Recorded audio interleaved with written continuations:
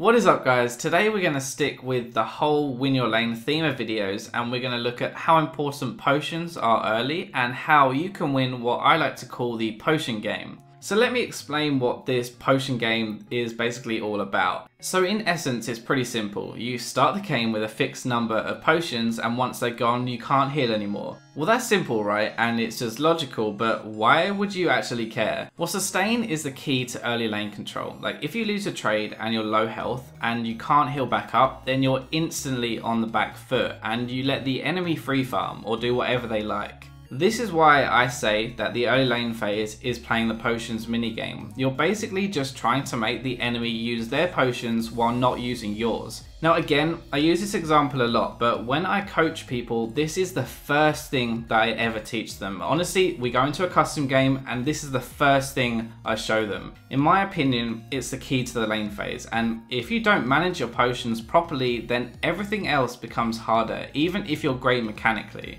So how you play in the lane, like how aggressive you can be and how you use your potions is all down to the situation. So instead of me overloading you with information, I'm going to give you a couple of examples of what I mean. So for AD carries, it's pretty standard. You only have one potion with Adoran's Blade. So if you trade and make the enemy use their potion, but you don't use yours, then you're in control of the lane. The reason you're in control is because now you can fight again, and even if you both take damage, you can heal it back up with that potion you have, whereas your opponent can't and is gonna stay low health. So for mid laners, it's a little bit different because there are way more starting options. So let's just say, as an example, that you started with a flask and 3 health potions, whereas the enemy has a Doran's Ring and 2 potions. In this matchup, you have the sustain advantage here, but are weaker in actual fights. Say that you trade and you have to burn 2 flask charges to recover and they use 1 potion. So you trade again and you may have to use your last flask charge and a potion, but they use their final potion and now you're in control.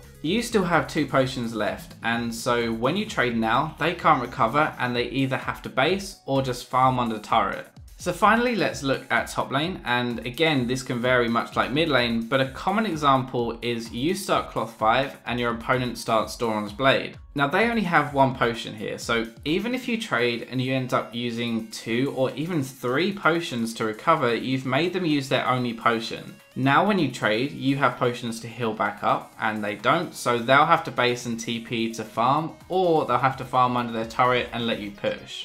You'll notice with the top and mid examples that I'm assuming you're losing more health than your opponents, and that's because number 1, they have a better combat item than you do, and number 2, you may not take the perfect trade because you are trying to burn their potion. What I mean by the second point is that the mismatch in number of potions means that you can take trades that you lose because you have more sustain basically.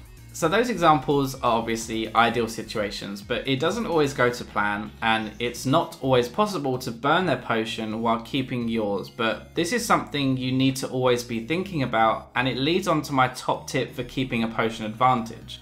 Now this mainly applies to the bot and top lane, but it also can apply mid lane with some health regen as well. So you'll see in this clip that I actually get hooked twice. I know, I'm a scrub, what can I say guys, sorry. Anyway, you'll see that I don't use my potion either time, even when around 50 to 60% health. Now this is because I'm confident that I can play defensively and just lifesteal back. Basically, I can play around not using it, so I don't. Now I don't want to fight here, and I know that they can't kill me even if I get hooked because I can jump away, so there's no need for me to use that potion. This means that I keep the potion game level and I don't put myself at a disadvantage for kind of no reason.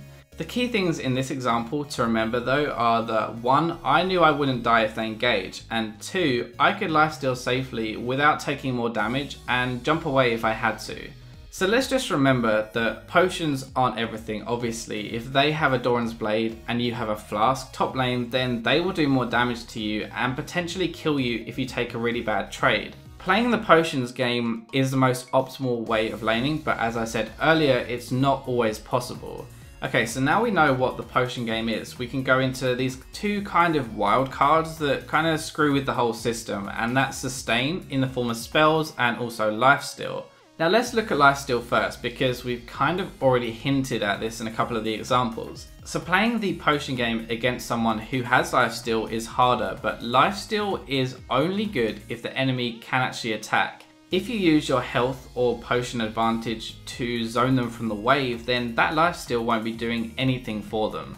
Now sustain from spells like Nami or Sona, for example, really change the game completely. When you're playing with a heal, it means that you can take trades to get rid of potions because you can heal back up anyway. Say you're bot lane and you trade and you both use your potions. So now neither of you have any potions, you actually want to fight again and both take damage. The enemy can't heal back up, but you can because you have a support with a heal. It's basically like having an infinite number of potions, I guess, and that's probably the easiest way to explain it, and that's probably the way you should think about it anyway.